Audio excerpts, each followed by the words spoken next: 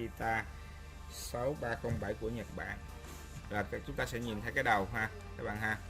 Rồi tiếp tục nó là thân máy Makita Nhật rất là chắc chắn các bạn, nhưng mà khá là xấu về thiết kế mẫu mã ha.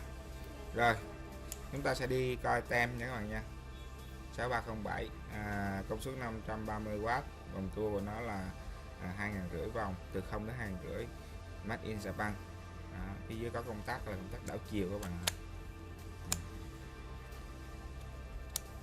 Rồi có mở khóa đá các bạn, chúng ta mở khóa đầu mũi khoan các bạn. Giờ tôi lấy cái đầu tôi cho các bạn coi luôn, mở thử cho các bạn luôn.